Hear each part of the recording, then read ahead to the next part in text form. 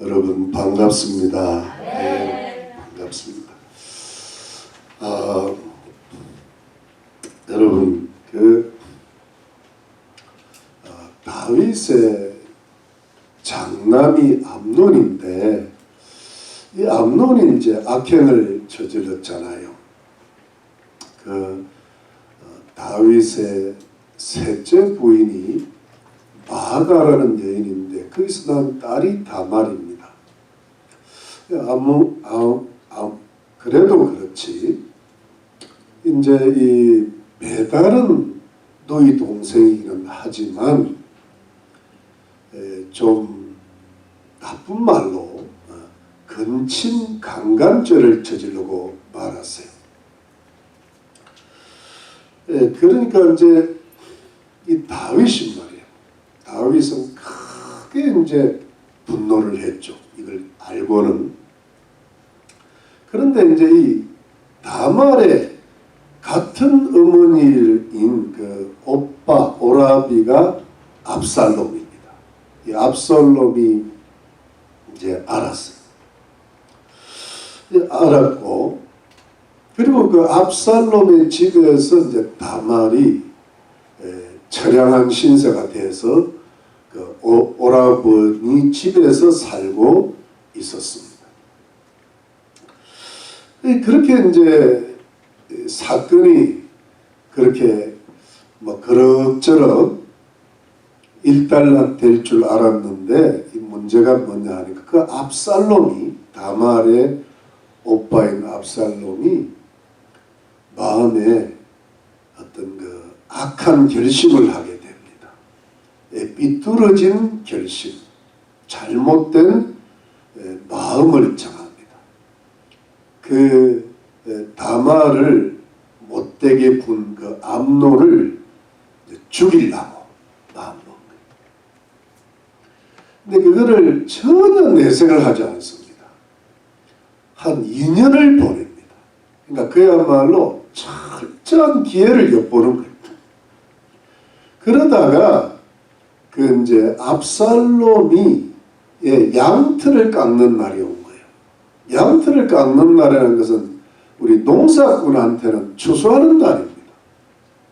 여러분 양털 깎는 거 보셨죠? 동영상 같은 데 보면요, 아주 그냥 허물을 벗어요. 양이 1년 만에 때를 베기는 느낌이 들어요. 화끈하게 그냥. 그래가지고 그날이 이제 잔치고 축제 날인 거예요. 이제 그 날을 딱 이용을 한 2년 만에. 2년이라는 세월은 그 암논의 성폭행 사건이 잊혀질 만한 시간이니까 이 압살롬이 머리가 좋아요. 그래가지고 그 축제일 날 말이죠, 모든 왕자들을 다 청합니다. 그리고 다윗과 그 신하들도 다 청합니다. 근데 여러분, 사실은 왕과 신하들은 청할 일이 아닌데 이게 계책인 거예요. 딱 청하면은 안 온다고 분명히 할 줄 아는 거예요. 아니나 다를까 다윗이 너 갈 게 뭐냐, 너한테 부담된다, 못 간다. 그러니까 압살롬이 와주세요. 그래, 와주세요. 그러니까 못 간다. 대신 잘 끝마치기를, 복된 날이 되기를 복을 빌어준 겁니다. 그걸 딱 잡은 겁니다. 그러면 아버지가 못 오시고 중신들이 못 오시면 형 암논을 좀 보내주세요. 암논이 장자니까 왕의 대신 어떤 그런 분위기가 되니까. 그러니까 다윗이 약간 이상하긴 해. 암논이 갈 건 뭐냐? 여기서 약간 이상한 거 하고 의심하는 거 하고가 암논의 생사의 기로를 가르는 겁니다. 이런 것이 이제 가정의 생사는 아니더라도 운명을 가르고, 심지어 역사를 살펴보면 나라의 운명도 가릅니다. 잠깐 이상한 거하고 의심한 거하고는 다른 거예요. 그런데 이상하게 생각했는데 의심을 안 한 겁니다. 압살롬한테 말려 들어간 거예요. 그래가지고 또 간청을 하니까 그래 암논을 가라 그럽니다. 가라. 마치 지난주에 물론 역사적으로는 지난주가 아니지만 다말 보고 암논에게 가라 하는 것처럼 이제는 암논 보고 압살롬에게 가라 이럽니다. 그러니까 다윗이라는 이 아버지가 조금 멍청하고 어리석다 보니까 자식을 사지로 내보내는 거예요. 이게 암논은 전혀 의심을 안 하는 겁니다. 암논이라도 의심을 해야 되잖아요. 지난주에 다말이 의심을 해야 됐듯이 의심을 안 하고 간 거예요. 그 간 길이 뭡니까? 죽음의 길인 거예요. 그래 갔어요. 갔으면 어떻게 됐겠어요? 죽었어요. 간단해요. 압살롬이 자기 부하들을 다 미리 시켰다가 암논이 술 먹고 흥청거릴 때 주사를 하라. 강하고 담대하라. 그게 나와. 용맹스럽게 해라. 용맹스러운 거는 그런데 하면 안 되잖아요. 그런데요, 용맹스럽게 죽여버린 거예요. 그래서 암논이 죽었어요. 그리고 압살롬은 그 외할아버지 나라인 아람 족속 거술왕 달메에게로 도망간 거예요. 그런데 소문이 나기를 압살롬이 왕자들 다 죽였다. 그 소문. 그 가짜뉴스가 이 원조인 거예요. 성경에 다 있어요. 성경을 깊이 보면 다 들어가 있어요. 인간 세상에 해안에 새 것이 특별히 없어요. 그러니까 이제 그 소식을 듣고 다윗하고 신하들이 옷을 찢고 슬픔의 표시예요. 땅에 엎드려 있는데 그때 여러분 또 요나단 말고 요나단이 그 원래 죽었던 암논이 그 누이 동생 다말을 성폭행하라고 계책을 가르쳐준 그놈이잖아요. 그런 놈이 꼭 있어요. 어디에? 성경에도 있고 요즘 방영되는 드라마에 있어요. 그래야 역사가 돌아가는 거예요. 그런데 그놈이 왕자들은 다 안 죽었고 아마도 암논만 죽었을 것입니다. 왜냐하니까 이 압살롬이 그 자기 누이 동생이 성폭행 당한 걸 보고 지금까지 그 암논을 죽이려고 했는 것을 내가 알고 있습니다. 그러니까 그걸 이제 위로라고 다윗한테 한 거야. 이게 강산 위로인 거예요. 간신의 위로지. 아니나 다를까 왕자들이 다 살아서 돌아오고 그러면서 함께 또 통곡하고 그리고 이제 여러분 3년의 시간이 또 지나가는 겁니다. 오늘 본문에 5년이 지나갑니다. 근데 다윗이 이제 보니까 장남 암논은 이미 죽은 지 3년이 되니까 슬슬 잊어버리고 마음의 위로를 받고 그 다음에 압살롬이 그리운 겁니다. 오직했으면 또 죽일 게 살아있으니까 그러면서 돌아오기를 간절히 바랬다는 스토리로 끝납니다. 오늘 설교를 이것으로 마치지 않고 계속하겠습니다. 여러분, 오늘의 그 사건 중에 가장 중요한 게 뭐예요? 핵심이 암논이 죽었다는 거잖아요. 근데 사실은 암논이 죽었다는 것도 중요하지만 이걸 누가 죽였다는 게 중요해요. 압살롬이 죽인 거예요. 형제가 형제를 죽였어요. 그러니까 여러분, 그야말로 다윗의 집안에 이제 이렇게 어두운 그림자가 쫙 깔리는 거죠. 비극이 들어오는 거예요. 재앙이 들어오는데 이러면서 여러분 그 아버지 다윗의 마음에 뭐가 들어옵니까? 분노가 있고 왜 딸이 저 모양 처량하게 됐고 또 다윗의 마음에 뭐예요? 어떤 통곡이 있는 거예요. 장남 암논이 죽었어. 또 다윗의 마음에 아픔과 슬픔이 깔리는 거예요.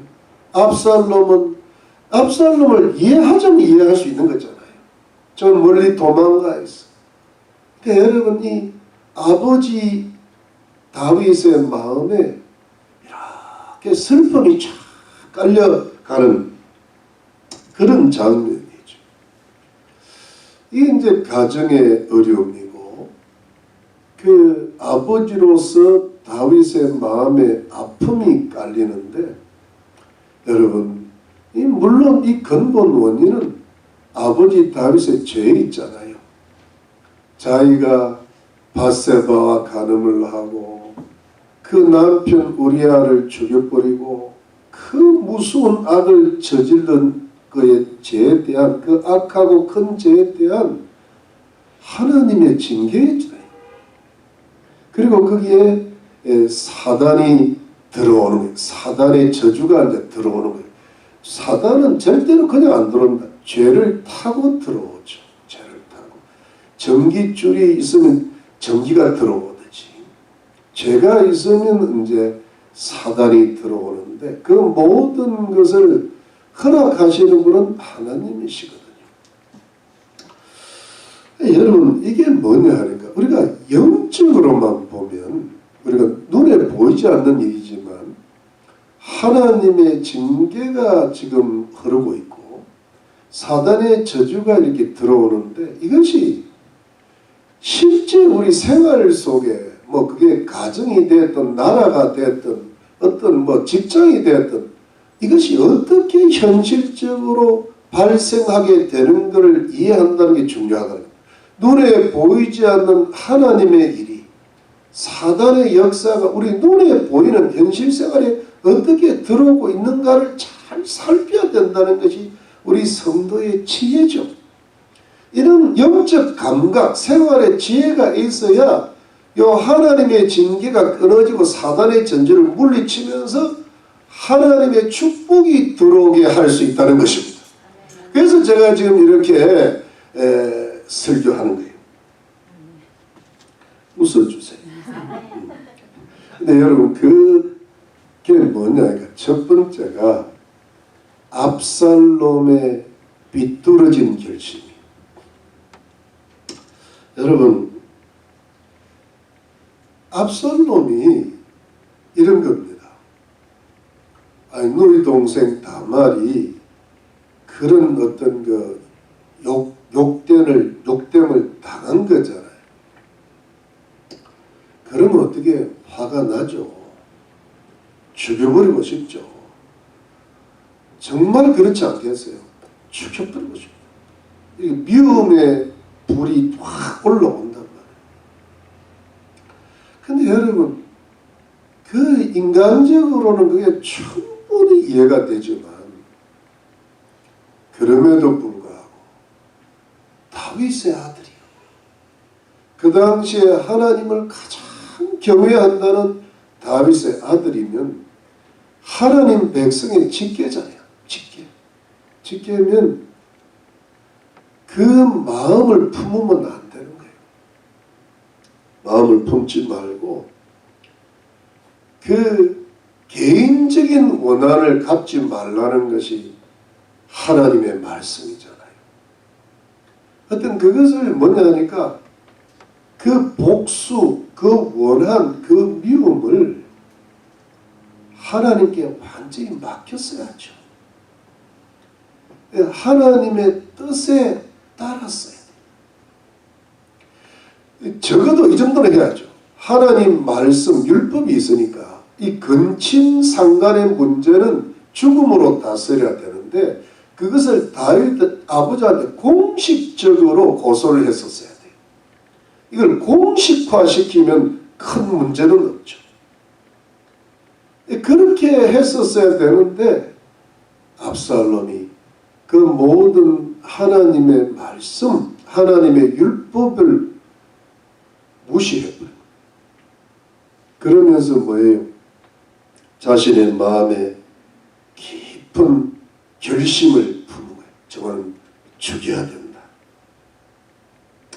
여러분 21절 한번 보세요. 21절 말씀 21절 말씀 보니까 20절부터 보면 그 오라비 압살롬이 저기르되 내 오라비 암논이 너와 함께 있었느냐?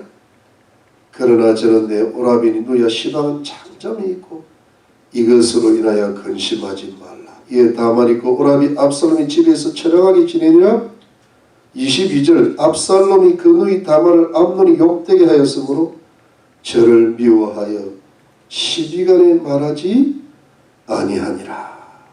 여러분 이걸 가만히 보면요, 압살롬의 마음이 처음부터 좀 잘못된 겁니다. 암논을 찾아가든지 시비를 좀 따져보든지 다윗을 찾아가든지 아니면 자기 혼자 하나님 앞에 해결하든지 뭔가 이렇게 좀 해결 방향으로 나가야 되는데요, 가슴에 말을 안 한다는 게 무섭거든요. 말을 안 하는 사람이 무서운 겁니다. 네. 그런데 다 죽일 결심을 그 인연을 품고 있으니까 여러분 여기에 뭐가 들어갑니까? 사단의 영이 역사하죠. 빨리 그 마음을 풀어야 되는데, 그 마음으로부터 벗어나야 되는데 하나님 말씀을 붙들든지 아니면 자기를 어떤 좋은 친구를 만나서 마음을 풀든지 이래서 자기의 마음으로부터 벗어날 수 있도록 해야 되는데 그걸 가슴에 품으니까 영이 들어가는 거예요. 미움의 영, 살인의 영이 들어가는 거예요. 그렇게 하다 보니까 2년 후에 이게 실행이 되잖아요. 여러분, 그러니까 압살롬의 이 마음에는 용서라든가 화해라든가 이런 게 없는 거예요. 이걸 잊어먹어야 되는데 잊어먹을 수가 없는 거예요. 여러분, 만일에 압살롬이요, 참이 이렇게 억울한 일을 당하고도, 화가 나는 일을 당하고도 하나님 앞에 한번 맡겨보도록 몸부림을 치든지 하다못해 다윗 왕한테 간청을 하든지 하면서 이 문제를 풀려고 해결을 했더라면 하나님께서 대신 복수를 해주시죠. 암논을 그냥 두시겠어요? 그 나쁜 녀석을 주님께서 해결해 주시고 그 가정을 그 억울한 걸 하나님 은혜 가운데 이렇게 풀으려고 애쓰면요, 어떤 일이 올까요? 여러분, 전화위복이라는 말을 저는 참 좋아하는데 압살롬이 왕이 될 수 있는 길이 열립니다. 암논 장남이 원래 왕이 돼야 되잖아요. 순서로만. 근데 둘째가 길랍이라고도 하고 다니엘은 다 여기에 대해서 말이 없어요. 무슨 일이 있는지 말이 없어. 근데 이름만 나와. 그러면 이 사람이 어떤 일이 있든지, 이 사람은 어머니가 아비가일인데 어디 멀리 지방에 가 있든지, 아비가일이 워낙 지혜로운 사람이니까 이건 피해 갔든지 하면 그 다음 왕은 누구예요? 셋째 압살롬입니다. 그러면 그 압살롬이 참 잘생겼답니다. 미스터 이스라엘의 시조예요.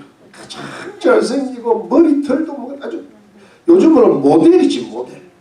거기다가 마음까지 딱 신앙까지 잡혔으면 다윗이 압살롬을 딱 지명할 수 있는 겁니다. 그런데 압살롬은요, 그 좋은 저로에게 최고의 기회를 그걸 딱 잡을 수가 있었는데 미움을 해결하지 못하는 것 때문에 결국은 놓쳤고 자기 형 암논을 죽였고 그것 때문에 반란도 이렇게 가지고 자기가 죽어버려요. 완전히 길이 달라져 버린 거예요. 그야말로 잘못된 결심, 삐뚤어진 생각 그 하나 때문에 자기 운명이 죽음으로 가버리는 거예요. 이 사람이 그거를 하나님 안에서 삭혔으면, 하나님 말씀의 기준을 가지고 몸부림쳤으면 다윗이 자기의 인생 가운데 그런 일이 있었잖아요. 그 사울 때문에 얼마나 고생했어요. 그걸 다 뚫고 유다 왕이 되고 이스라엘 왕이 된 그걸 보고 압살롬을 지명했으면 네가 왕 제목이다라고. 그 축복의 기회를 압살롬이 놓치고 말았던 겁니다. 왜요? 하나님 말씀을 적용하지 못해요. 기준을 놓치니까 자기를 극복을 못해요. 두 번째가 뭐예요?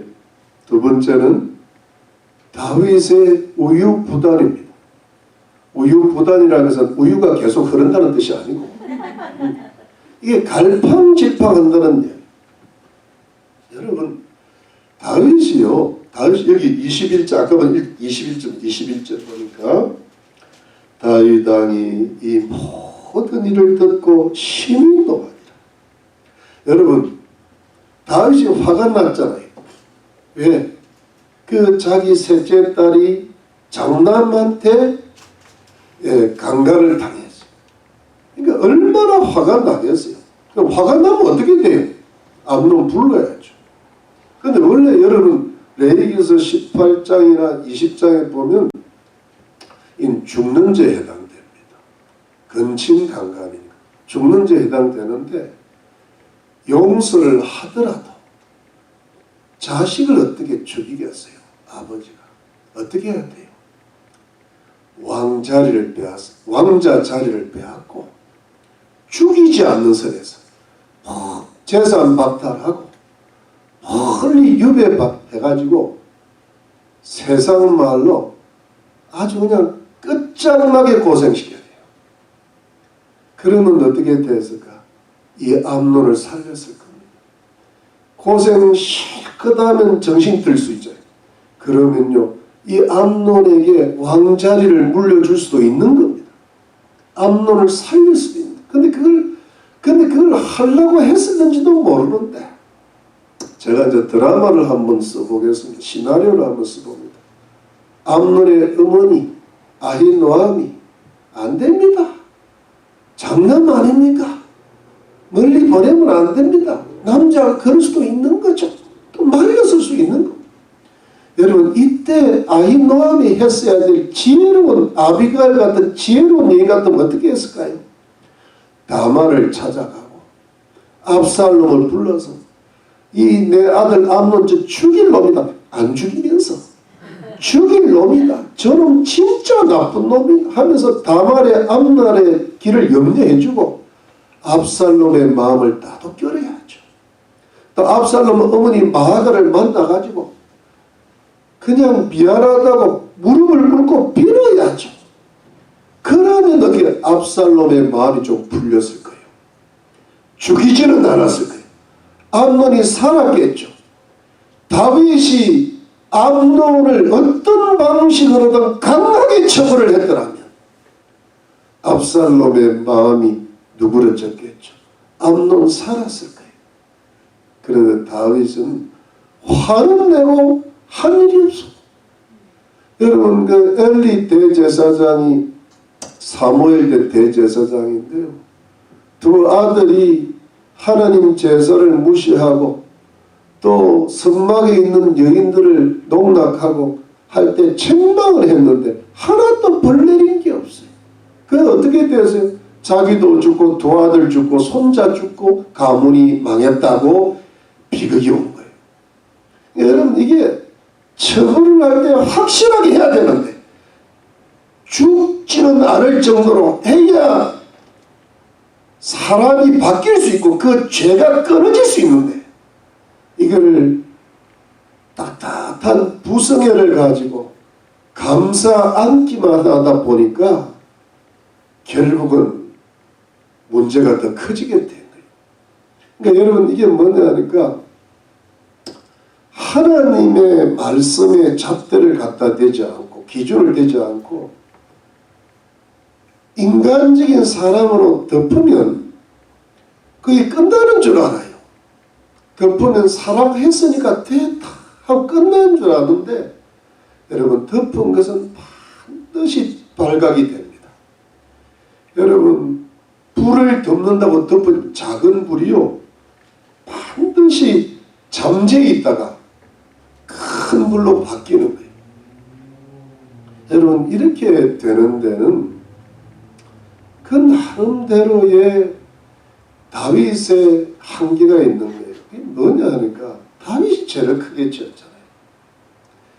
이걸 암논도 알고 압살롬도 알고 다 알아. 예. 모르는 것 같지만 또 알건 다 알아, 이 사람들이. 그러니까 자기가 죄를 지었기 때문에 자식이 죄를 지어도 그걸 제대로 징계를 못하는 거예요. 참 이게 참 비극이죠. 자식분이 너무 미안하잖아요. 미안한데 자식이 잘못했다고 징계할 수 없는 한계가 오는 거예요. 그래서 여러분, 대충 덮다가 그 작은 불이 언젠가는 폭발을 하는 거예요. 그리고 여러분, 세 번째가 뭐냐 하니까 요나답의 간교한 계책이 계속 지속이 되고 있습니다. 여러분, 제가 말씀드렸지만 이미 요나답은 압살롬이 암논을 죽일 거라는 예상하고 있었잖아요. 그거는 이야기 안 한 거예요. 그걸 미리 기뜸만 해줬어도 되는데 자기만 알고 있었던 거예요. 사실은 이 요나답이라는 친구가, 이 간교한 나쁜 친구가 암논을 잘못된 길로 인도했고 압살롬의 살인을 방조한 죄가 있는 거예요. 근데 이 친구가 계속 다윗의 왕국에 있는 거예요. 근데 이런 사람이 여전히 불씨가 되는 거예요. 근데 이걸 여러분, 요나답의 친구였던 장남 암논을 미리 징계를 했더라면, 실사를 했더라면 반드시 요나답이라는 요 나쁜 짓 같이 보내야 돼. 어디로? 감옥에. 감옥에 보낼 분들이 많아요. 이게 같이 처단이 되어야 돼. 그래, 역사가 이게 어떤 새로운 길을 수술이 돼야 새살이 도는 거예요. 근데 이걸 처단하면 계속 왕국에 도는 거예요. 그리고 마지막 네 번째라고도 할 수 있는, 이게 또다시 다윗의 우유부단이 또 나옵니다. 우유는 계속 흐르고 있는 거예요. 이게 뭐냐 하니까 압살롬이 도망갔어요. 암논은 죽었으니 도망갔어. 그럼 도망갔으면 도망간 대로 둬야 돼. 사실은 어떻게 되면 잡아와야 돼요. 그 잡으려면 왜 못 잡겠어요, 다윗이. 그 소리 조그만 나라인데 압살롬 잡아와서 또 죽이지는 않더라도 형을 죽였으니까 반쯤 죽여놔야지. 그런데 도망갔으면 도망간 대로 돌아오지 말고 잊어먹어야 돼요, 그런 사람은.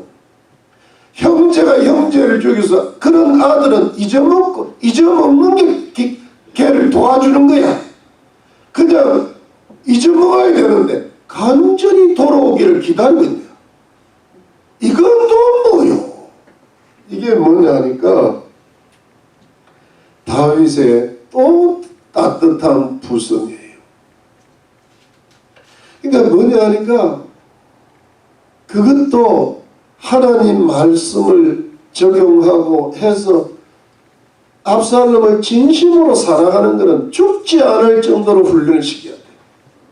그러면 압살롬을 살릴 수 있는데 이걸 안 하다 보니까 나중에 압살롬이 반란을 일으켜서 다윗을 죽이려고 했단 말이에요.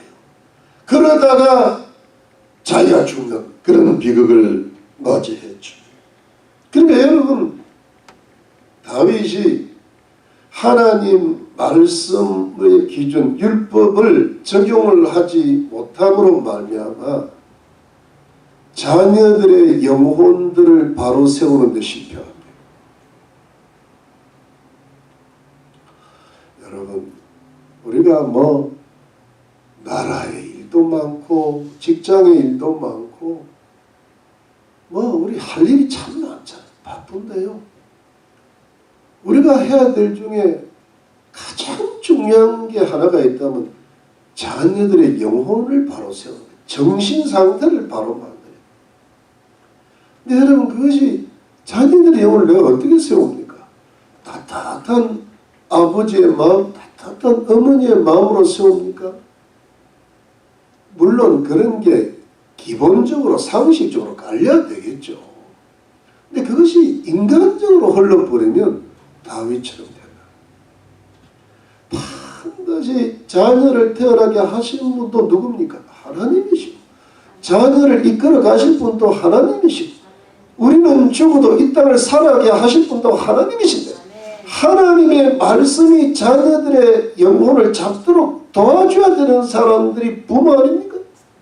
제 말 맞습니까? 근데 적용했습니까? 이게 비극이에요. 이게 재앙을 불러일으키는 거예요. 네, 여러분 이거를 우리가 한번 정리를 해보면 자 원래 여러분 암논이 다말을 성폭행했을 때 이 사건이 일단락 됐어야 돼요. 그러니까 뭐냐니까 다윗이 확실하게 해결을 했어야 돼.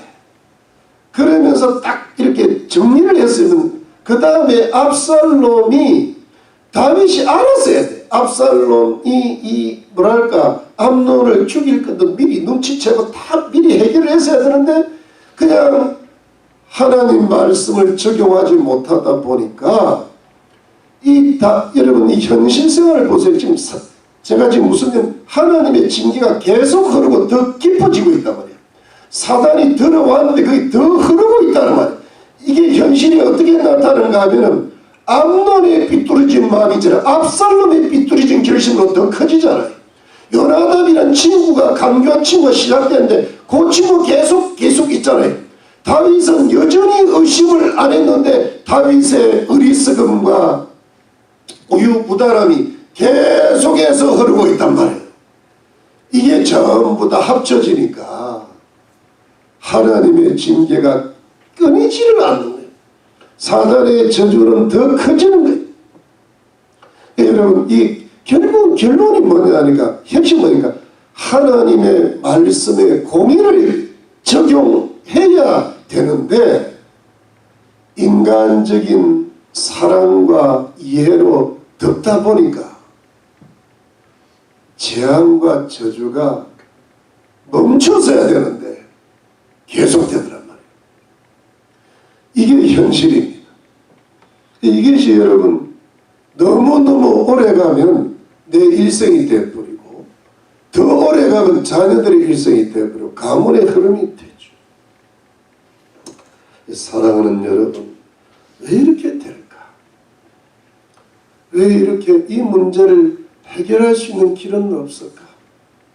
여러분 저는요 자나 깨나 그 생각뿐이라고 해도 과언이 아닙니다.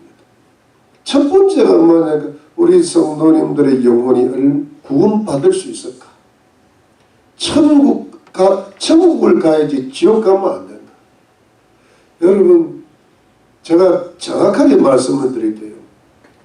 천국과 지옥을 분명하게 믿는 복음주의 그리스도인이 그 나라 백성의 10%를 차지하는 그 나라 경제가 부흥된답니다.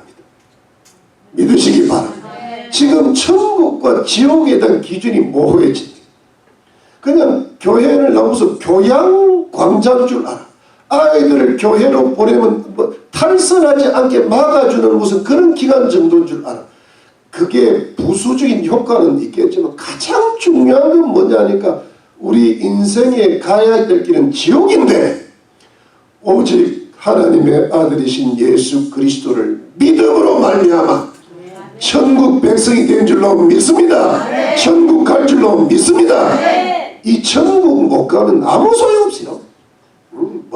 대통령이 되든 재벌이 되든 학자가 되든 아무리 미모가 뛰어나고 해도 아무 소용없어요. 네. 여러분 예수 그리스도를 믿음으로 구원받고 천국 가시기를 주의 이름으로 축원합니다. 그 다음이 뭐냐 하니까 제가 이것을 우리가 사는 데 있어서 살아가야 되잖아요. 우리가 천국 가기 전까지는 살아야 되잖아요. 살면은 뭐냐 하니까 이왕 사는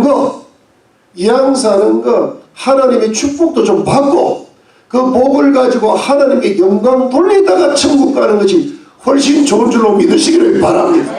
그런데 그 축복을 받을 수 있는 비결이 뭐냐 하니까 여러분 인간은 태어나서부터 죄를 짓거든요. 우리 죄 안 지은 사람이 이 세상에 예수님밖에 없는 거예요. 부처도 짓고 소크라테스도 짓고 공자도 많이 짓는데 그런데 우리가 왜 안 지었겠어요? 또 예수 믿고 나서도 또 잘 지어요. 네? 기분 좋게 잘 지어요. 그런데 여러분 제가 이야기 드렸죠. 죄를 통하여서 뭐가 들어온다고? 사단의 저주가 그걸 틀어 들어오는 거예요. 예수 믿기 전에도 이미 들어갔고 예수 믿고 나서도 죄가 있는 것은 사단이 여러분 음식 쓰레기가 있으면 날카로가 들어오죠. 그리고 음식이 있으면 쥐가 들어와요. 쥐가 여러분 쥐가 들어와서 나도 혼날 뻔해 우리 집에. 그거 없애니라고. 네, 그거 없애니라고. 그런데 여러분 그거를 계속 살지 못하게 하고 흐르지 못하게 하는 그게 해결이 돼야 되는데 그 방법이 뭡니까? 죄를 해결해야 되잖아요. 죄를 해결하는 방법이 뭡니까? 하나님의 말씀의 공의를 먼저 적용할 수 있어야 돼요. 거기에 인간적인 사랑, 인간적인 정의 우리가 사는데 없을 수는 없겠지만 그거 갖고 사단 떠나가겠습니까? 안 된다고요. 사단을 물리치는 첫 번째 예수의 보혈, 두 번째 하나님 말씀 믿으시기 바랍니다. 하나님 말씀이 기준이라고요. 하나님 말씀이 인간을 만들고 영혼을 만들기 때문에 창조하시기 때문에 하나님 말씀으로 돌아가야 치유가 되고 축복이 되고 재창조가 이루어지는 줄로 믿습니다 여러분. 저주가 끊어지고 하나님 축복이 임할 줄로 믿습니다 여러분. 그렇습니다. 하나님의 말씀의 공의를 적용할 때 하나님의 사랑의 축복이 들어올 기회를 드려야 되는 거예요. 그런데 하나님의 공의의 말씀이 적용이 안 되면 회개가 일어나지 않고 그것이 실천이 안 되기 때문에 하나님의 사랑의 축복이 들어올 기회가 사라진단 말이에요. 그래서 계속 징계와 저주가 끊어지지 않고 계속 될 수밖에 없는 거예요. 여러분 우리에게 주시는 오늘의 영적 교훈은 무엇일까요? 그것은 이것입니다. 여러분 하나님의 말씀의 공의를 적용하면서 하나님의 사랑으로 감당할 생각을 하셔야 돼요. 다시 한번 하나님의 말씀의 공의를 먼저 적용하면서 하나님의 사랑으로 덮을 생각을 해야 돼요. 이게 무슨 뜻인가 하면 여러분 이 예를 하나 제가 말씀드립니다. 요한복음 4장에 보면 사마리아 여인이 나오잖아요.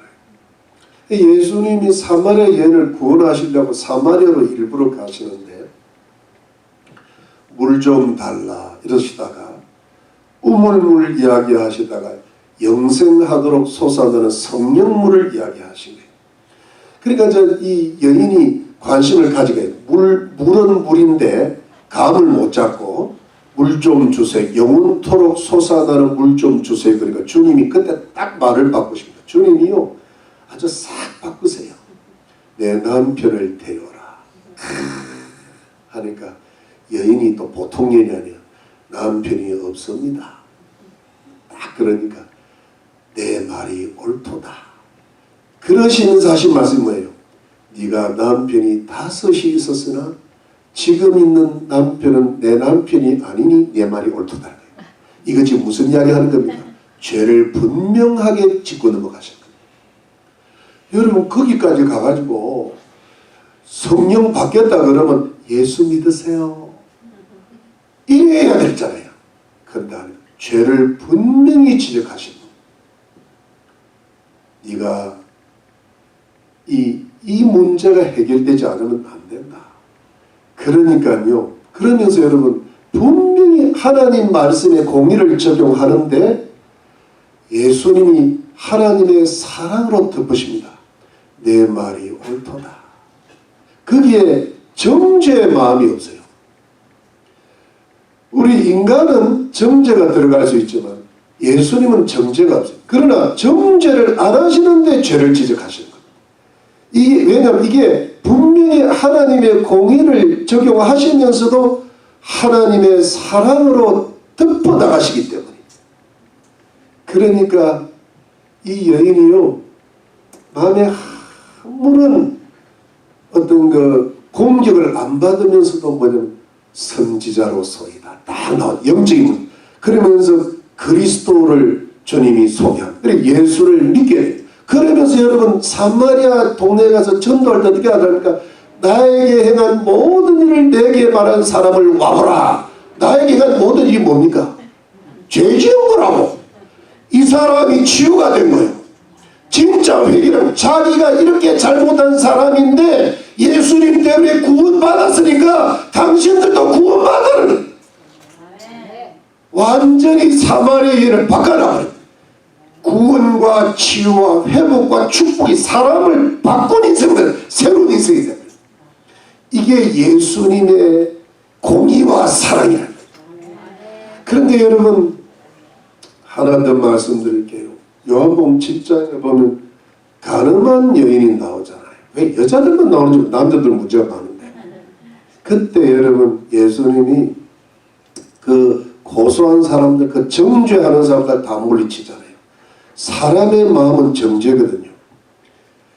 너희 중에 죄 없는 자가 돌로 치라. 그러니까 다 물러가잖아요.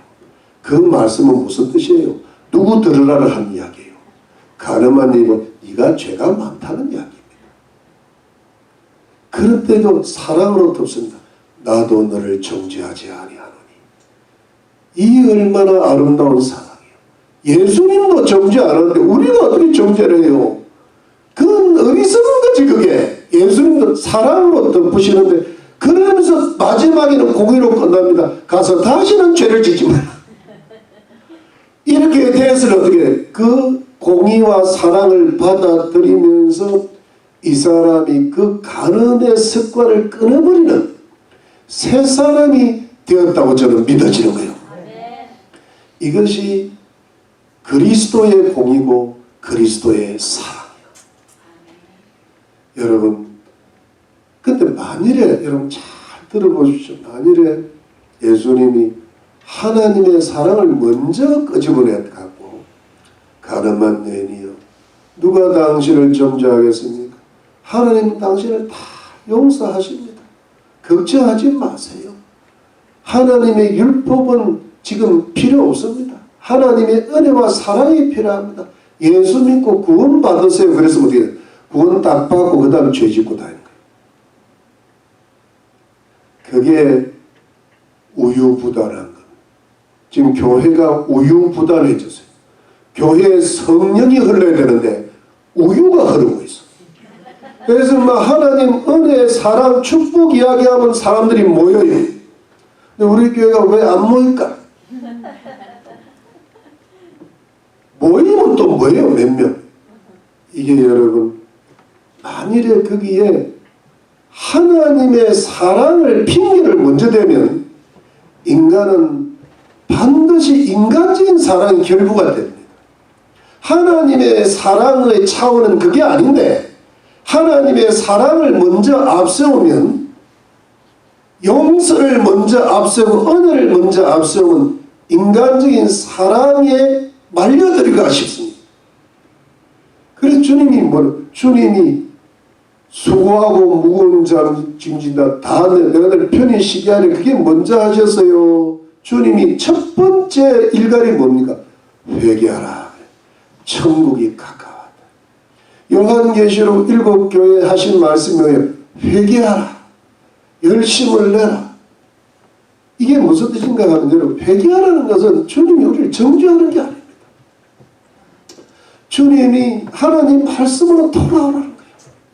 그래서 정죄하는 게 아니라 네 죄를 깨닫고 회개를 해야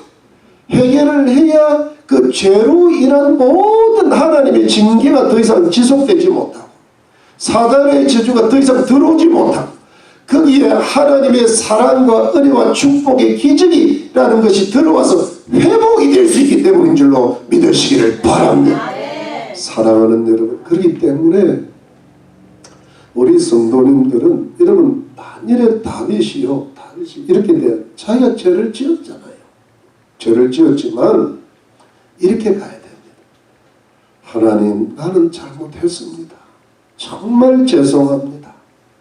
이러면서 여러분 자기가 하나님 앞에 징계를 달게 받으면서 그 그 징계를 달게 받는 게 제가 뭐라고 슬기로운 감옥 생활을 잘 하면서 그걸 오히려 하나님께서 나를 더 이상 죄를 짓지 않는 사람으로 만들어 주시고 반드시 회복을 주실 줄로 믿으면서 슬기로운 감옥 생활을 하면서 그 다음에 자녀들을 향하여는 마음 약해지지만 안 됩니다. 하나님 말씀을 엄격히 적용해야 돼요. 아버지는 이렇게 살았고 어머니는 이렇게 살았지만 너마저 그래 살 수 있느냐? 살 수 있습니다. 밥 주면 안 돼. 쫓아내 보냈대.